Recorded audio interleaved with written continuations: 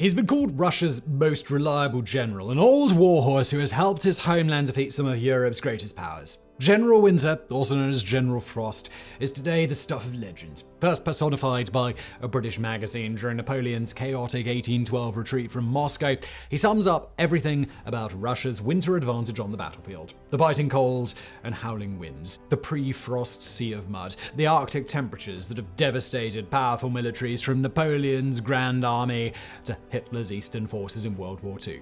Yet for all its hype, is the reputation of General Winter really deserved? Do the facts bear out the idea that cold weather always confers Russia a battlefield edge? With winter fast approaching and the Ukraine war showing no signs of abating, it's now the perfect time to dig deeper into the history of conflict and Russian climate, and what this may mean for Kyiv and Moscow in 2022.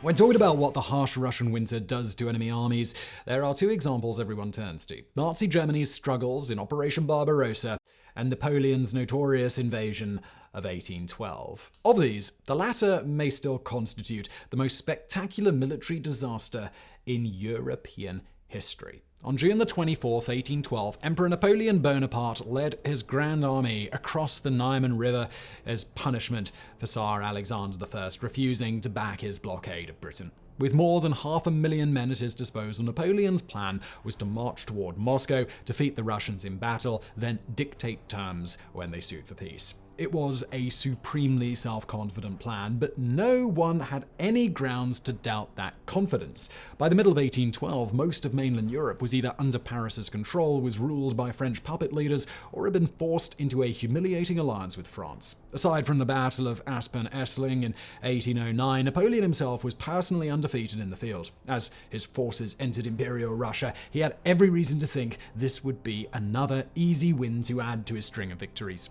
As we future folk with our awesome hindsight know, though, that ain't what happened. Rather than engage, the Russian army under Mikhail Kutuzov retreated before Napoleon's forces, destroying villages as they went, depriving the Grand Army of sustenance and shelter. Although they did fight the emperor at the Battle of Borodino, they then retreated again, leaving the French to march into a Moscow that had itself been put to the torch. There, Napoleon waited 5 weeks for a surrender that never came. On October 19th, his army abandoned the city just as the first snow started to fall. What followed was a legendary catastrophe. As autumnal mud gave way to a savage winter, Napoleon's forces were devastated. Harassed by Russian troops, riddled with disease, and beset by hunger, the French-led army was in no position to survive the brutal cold. When their remnants recrossed the Niemen River on December 14th, nearly 600,000 men who'd began the campaign had been reduced to just 120,000. It was this French collapse that led to the first known reference to General Frost in a British satirical cartoon depicting the weather as a demon trampling the Grand Army and tormenting Napoleon. However, this wasn't the first time a foreign army had been broken by Russian winter. The Swedes had suffered horrifically from the Great Frost of 1709 during the Great Northern War, leading to their defeat that summer. Nor would it be the last such example. 129 years after Napoleon's humiliation, Hitler launched Operation Barbarossa, a surprise attack on the USSR, and still the largest land invasion in military history. Starting in the summer of 1941, it ultimately saw nearly 4 million Axis troops sweep across Ukraine and Belarus en route to Moscow in what was meant to be a lightning victory. Instead, the Nazis and their allies wound up getting hammered by one of General Frost's close allies, General Mud. Known as Rasputitsa in Russian, General Mud is what happens following both the autumn rains and the spring thaw on the Eastern European steppe. And it ain't pretty. With fields and forests waterlogged to the point of impassability, anywhere that's not a paved road effectively becomes a giant mud bath. It's sort of like the worst years of Glastonbury, except on steroids. While an early onset of frost meant Napoleon avoided Rasputitsa in 1812, Hitler had no such luck. In 1941, everything turned into a swamp. There are photos of German vehicles sunk and immobile in mud, of horses buried up to their chests, of men trying and failing to wade through this morass. So bogged down, the Nazis lost the element of surprise. Rather than racing to Moscow, their forces crawled painfully over a landscape that seemed to personally hold a grudge against them. By the time General Frost took over, they had failed to reach the Soviet capital.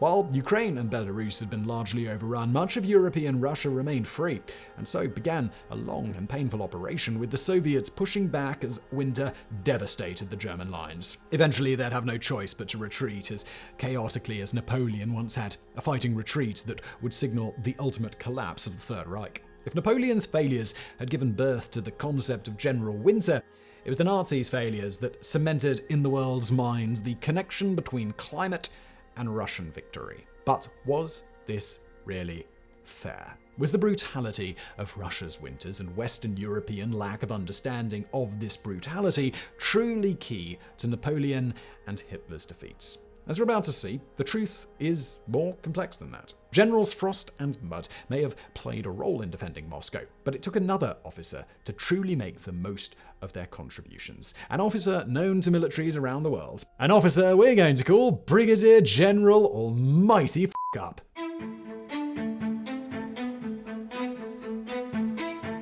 One constant fact of the war in Ukraine is how it's been held up time and time again as final proof of whatever pet military theory someone has. The death of the tank, say, or the supremacy of drones. In most cases, these are up for debate, but there's a couple of older lessons it has certainly reinforced: the necessity of good logistics and the destructive power of hubris. In Ukraine, this took the form of Russia initially committing far too few men, giving them far too great a task, and then failing to back this up with functioning supply chains. While the bravery of Ukrainian defenders and the utility of Western weapons has played a major role, it's arguably the sheer level of Russian incompetence that's driven some of Kyiv's biggest victories. Now substitute brave Ukrainian defenders and Western weapons for Generals Mudd and Frost, and you reach a similar conclusion. In both 1812 and 1941, the weather had a serious impact. But the thing that made it so serious was the hubris and poor planning of the invaders. Let's start with Operation Barbarossa. After blitzkrieging across much of Europe, Nazi high command seems to have assumed the race to Moscow would take little time. In fact, they thought it would take so little that they only packed winter gear for the post-victory occupation force, nor were they prepared for the severity of winter on the steppe. Since the late 19th century, German military academies had rarely studied wars taking place in northern and eastern Europe, preferring to focus on the west. And that's great if you're fighting with France, but it left a gigantic knowledge hole prior to the attack on the USSR. Simple things like the unsuitability of Western European horses to the climate or the utility of skis were not even considered. So when General Winter hit, any damage he would have done regardless was wildly multiplied. You can see this in the Army's communiques. On November the 30th, as it plunged to minus 45 degrees Celsius, that's minus 49 Fahrenheit, Field Marshal Fedor von Bock alerted the Chief of Staff that his men were still waiting for winter coats. Although Berlin tried to respond, supply chain issues delayed their delivery until February. That means there were 3 months in which Hitler's troops were trying to fight in clothing designed for summer. Before 1941 even ended, 100,000 men were out of action with frostbite. By the time spring arrived, the cold had caused 250,000 casualties. Even for an army 3.8 million strong, the loss of 250,000 men had a devastating effect. And it's not like they were even at full strength when General Frost showed up. Thanks to extremely dogged Soviet resistance, the Axis had suffered appalling rates of attrition. Over 730,000 casualties were logged before the first snow even fell. And it's here that we see the true value of Russian winter as a powerful multiplier, exacerbating logistics snafus and hubris until problems that had been serious but survivable became terminal. Speaking of hubris, Luftwaffe officer Herbert Rieckhoff would later identify a deadly strain of arrogance in his fellow commanders. As winter wore on, it became clear the Soviets had superior cold weather tactics, yet German officers failed to copy them since Nazi ideology taught them that Slavs were an inferior race. Much better to let their men suffer in proud, waterlogged Germanic boots than to equip them with dry Slavic snowshoes. In 1812 too, a somewhat similar dynamic was at play. While his mind wasn't filled with guff about German Übermensch, Napoleon was certainly a guy acquainted with arrogance. In this case, the arrogance led him to do three foolish things. The first was to, like Hitler, not equip his men for a winter campaign, assuming Russia would be defeated quickly. The second was to remain in the charred ruins of Moscow for 5 whole weeks, waiting for peace overtures that never came. Had the Grand Army simply gone in, sacked the city, and withdrawn, we wouldn't be here telling you about their disastrous retreat. The third was to ignore subordinates who were all like, should we take a different route back, one that might still have some food that we can eat because we're hungry? General Winter then is powerful, but not capable of defeating an army all on his own. For him to be effective, the enemy has to already be under the sway of General Fubar. And Napoleon's army was all sorts of Fubar. Like the Nazis 13 decades later, they'd suffered crazy attrition rates before the autumn rains even arrived, losing over 150,000 men in 8 weeks. So, where did the idea that bad weather was the key factor come from? That Russia in winter is invincible. Well, that's because it makes a nice story. But even a cursory glance at history shows that it's not always the case. In fact, the last century or so features multiple times when Russia went to war in winter and lost.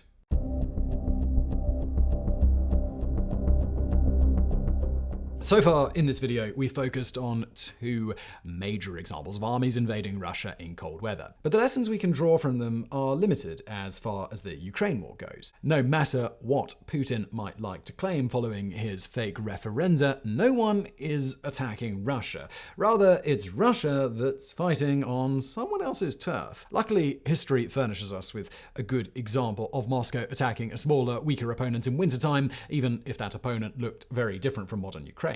We're talking, of course, about the USSR's winter war with Finland. Launched in November of 1939, the Winter War is today a key part of Finland's national mythos, a fight for survival against a bigger, better-armed opponent that ended with a Finnish victory, albeit a victory with some territorial losses. It's also a war that demonstrates General Winter's freelancing nature. Rather than always work for Moscow, he prefers to side with the army that's best prepared. The war started on November the 30th with a surprise attack at points along the entire Finnish-Soviet border. In the first hours, the Red Army seemed on course for an easy victory. Finland's combat capacity was a fraction of what Stalin could field. Helsinki barely had an air force, and their armor was less state-of-the-art and more cobbled together from stuff found behind the sofa. Yet, in an eerie echo of spring 2022, Moscow's easy victory soon gave way to epic disaster. Over 105 days, the USSR lost 200,000 men in combat, including the whole of the 44th Motorized Rifle Division. Hundreds of thousands more were taken out of the fight with frostbite. The Finns, meanwhile, suffered 25,000 casualties, a lot for a small nation, but a mere fraction of the losses forced onto Moscow.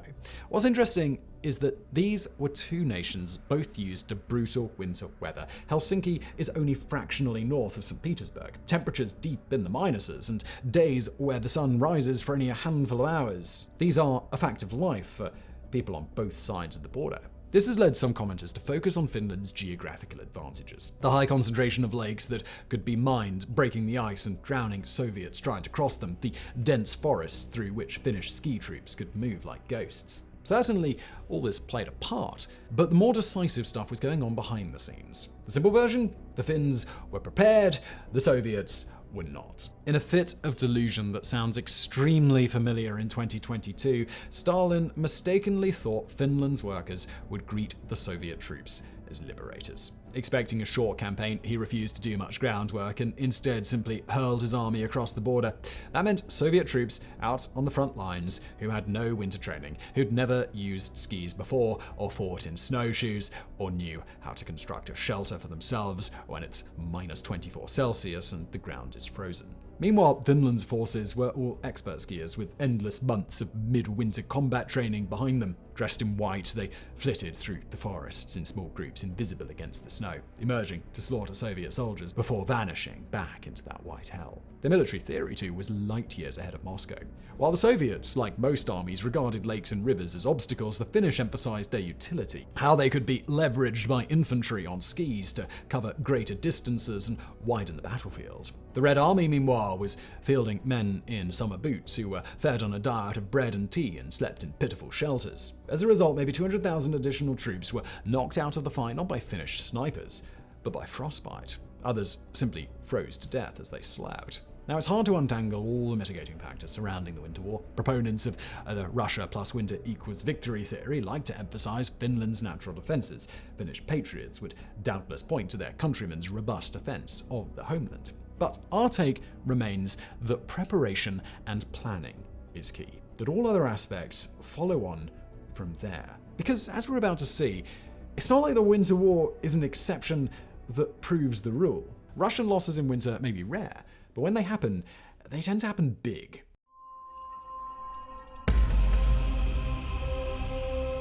Of all the things the Mongols can lay claim to, perhaps the most impressive is that they took on Moscow in the depths of winter and won. In January 1238, their armies under Batu Khan approached Moscow, then little more than a wooden fort. By this time, the attackers had already swept through many nearby cities, razing them to the ground. The great town of Vladimir had fallen the month before. Now the Khan's armies laid siege to Russia's future capital. Within 5 days, Moscow had fallen, and the Mongol sweep westward continued. Not long after, they likewise sacked Kyiv in the depths of winter. On December the 6th, 1240, the city fell to their forces and was burned to the ground and its population massacred. Of course, at this point in history, there was no such thing as Russia. Instead, the lands that we now call Western Russia, Ukraine, and Belarus were mostly part of the Kievan Rus, a patchwork of states centered around Grand Kiev on the Dnieper River.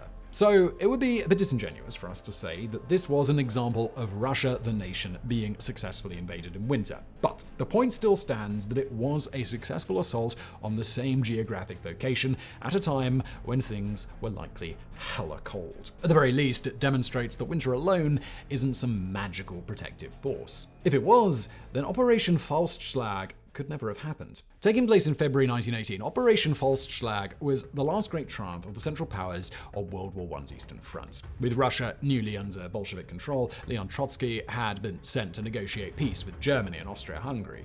Instead, it harangued and insulted the diplomats, all while playing for time to try and improve Russia's bargaining position. This had culminated with the Central Powers warning him that he either take their deal or resume fighting. To which Trotsky retorted that Russia no longer wanted peace, but neither would it fight a war. Rhetorically, it was a brilliant piece of footwork that threw all of the assembled negotiators. Practically, though, it was a disaster. Unlike the tango, war doesn't take two to make it work. Russia may have been happy to just sit on the side, ignoring their overtures, but the Central Powers were going to fight, even if the Bolsheviks refused. Beginning on February the 18th, Operation Faustschlag saw their troops roll eastward, covering 240 kilometers or nearly 150 miles in 1 week. Despite the awful weather, the lack of Russian resistance meant the Central Powers were unstoppable. By the time the Bolsheviks came rushing back to the negotiating table in early March, nearly all of modern Ukraine, Estonia, and Latvia had fallen to the Central armies, plus a huge swath of what we'd now call Belarus. The subsequent Treaty of Brest-Litovsk was a humiliation for Lenin's new government. But perhaps nowhere shows how winter can both help and hinder as during Soviet counteroffensives against a different, much later German march eastwards. In early December 1941, as Axis forces were freezing to death waiting for their winter gear, the Red Army launched a massive counteroffensive designed to drive the Nazis back. At first, things went relatively well. Having learned from the Winter War, the Soviet troops now had at least got cold weather gear to conduct operations in. But then General Mud showed up in spring and everything went to hell. The Rasputitsa of 1942 saw the Soviets fighting at the end of strained supply lines. When the mud overwhelmed them, it effectively halted operations. Yet this setback would only be temporary. Over the next 2 years, the Red Army learned through trial and error how to fight effectively across winter. They adopted some Finnish tactics during snowfall and quickly became experts at laying long roads made of logs during the Rasputitsa, a lifeline across a sea of mud. And that maybe highlights the final lesson for dealing with brutal steppe winters: flexibility. Well, maybe flexibility mixed with a bit of humility. After all, it certainly didn't hurt that the Red Army was willing to accept capitalist American trucks with excellent cross-country abilities to replace their own socialist rust buckets. At the end of all that, then, what answers can we extract looking ahead to winter in Ukraine? And where exactly do we place the effectiveness of Russian winter? Well, as we said repeatedly, our take is that General Winter is undoubtedly effective, undoubtedly able to create problems for invaders and knock many soldiers out of combat with frostbite. Certainly, the casualty figures from Napoleon's invasion, Hitler's invasion, and the Winter War that can be attributed to cold weather are enormous. As such, it's easy to see why the legend of Russia's winter invulnerability arose. But the key point is that these were all wars that were already going wrong, featuring armies that had entered the field with a deadly mix of overconfidence and under-preparation, and were already suffering losses. Rather than cause their defeat, General Winter simply conspired to turn that defeat into a catastrophe. How this all applies to Ukraine in the coming months remains to be seen. With the Russian army low on morale and still suffering supply and logistic problems, it could be that we'll have another winter war in the making. Or it could be that the mud and the snow will wind up hurting Ukraine, holding them back, stopping their advances, just as they're gaining momentum. Whatever happens in the end, though, it seems unlikely that it will be all good news for Putin. Time and again in this video, we've seen General Winter's fickle nature, his ability to help and to hinder, the way his icicles can pierce the delusions of any side in a conflict. The Russian leader may be feeling confident as the night draws in and the ground grows cold, but history shows us that one can never be too confident where General Frost is concerned. If Putin oversteps, he may just find his army is the one that suffers this winter, as so many others have done before it.